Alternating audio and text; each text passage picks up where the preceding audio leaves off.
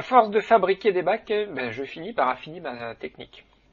Quand je travaille, j'aime bien être dans de bonnes conditions. Alors je fais en sorte d'éviter les conditions de travail inconfortables. Pour la plupart des modèles que j'ai construits, pas vraiment de choses pénibles à effectuer. Sauf peut-être pour le bac surélevé de 1,20 m par 2,40 m. Alors une petite précision dans mes appellations. Les bacs surélevés sont à différencier des bacs sur pied. Pour moi, les bacs surélevés partent du sol et surélèvent la terre jusqu'à 80 cm de hauteur.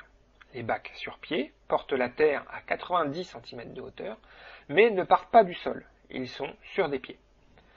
J'imagine que pour la plupart d'entre vous, cette différence est claire, mais j'ai des nouveaux inscrits parfois qui se mélangent un peu les pinceaux. Alors vous vous demandez peut-être comment on choisit entre un modèle sur pied et un modèle surélevé. Ça dépend. En gros, le choix se fait surtout en fonction de la quantité de terre disponible. Le choix se fait aussi en fonction de votre capacité de fabrication, de l'emplacement que vous avez choisi et de votre porte-monnaie. Bref, concernant le bac surélevé de 1,20 m par 2,40 m, je n'avais pas vraiment trouvé de solution convaincante pour installer le plastique de protection. Souvent, je demandais un coup de main à mon père pour manipuler le bac. À ce jour, la meilleure solution que j'ai à vous proposer, c'est d'installer le plastique quand le bac est posé au sol sur le côté. Sur la première photo, vous pouvez voir que j'ai préparé mon rouleau de plastique. C'est une bande de 7,30 m par 80 cm. Je visse les deux premiers piquets, ensuite je déroule le plastique pour passer sur le poteau du milieu. Ensuite, je visse les tasseaux de maintien sur les côtés du poteau central. À ce stade, je ne cherche pas à fixer le plastique sur le dernier poteau, car avant, on va faire rouler le bac.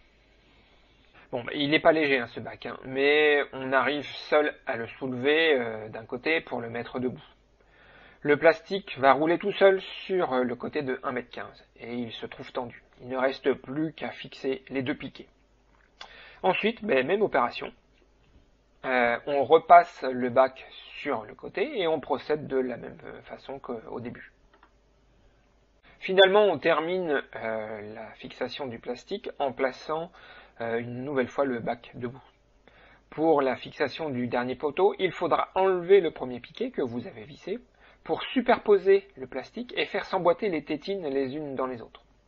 Ensuite, vous n'avez plus qu'à revisser le piquet et la protection est en place. Il reste à repasser le bac dans sa position normale. Et là encore se présente une petite difficulté quand on est seul. Si vous faites basculer le bac pour le mettre sur ses piquets, il y a de grandes chances que les piquets se cassent sous le poids du bac. Pour basculer le bac sans risquer de casser les pieds, il suffit de glisser des cales d'au moins 20 cm sous le bac. Ensuite, placez-vous devant et tirez le haut du bac vers vous pour finalement poser les piquets au sol. Une fois que vous avez posé les piquets au sol, vous pouvez enlever les cales. Quand le bac est terminé, il faut le poser sur son emplacement définitif. Et là, malheureusement, j'ai pas encore trouvé de solution pour le déplacer seul. Il faut 2 bonnes paires de bras pour porter ce bac. En résumé, maintenant, vous savez faire la différence entre les bacs surélevés et les bacs sur pied. Avec la technique du roulé-boulé, vous pouvez fixer le plastique de protection seul et ainsi faire toute la fabrication sans l'aide de personne. Il ne restera plus qu'à faire appel à un ami pour placer le bac. Les plans de construction pour ce bac seront ajoutés à la version en ligne du guide Jardinage debout pour jardiniers malins. Vous vous demandez peut-être ce que c'est que la version en ligne du guide. C'est un site privé qui reprend tout le contenu du guide. En fait, c'est beaucoup plus facile pour moi de faire évoluer le guide sous cette forme. Je peux ajouter du contenu simplement sans passer par l'étape de la mise en forme. Enfin, tout ça pour vous dire qu'il y a déjà plus de contenu sur le site privé que sur le guide. Alors pour ceux qui ont déjà le guide, vous pouvez vous inscrire gratuitement sur le site privé. Pour les autres, profitez-en car c'est encore au même tarif que le prix du guide. Si vous avez des questions autour du guide, du site privé ou du jardinage debout, les commentaires sous l'article sont faits pour ça. À bientôt!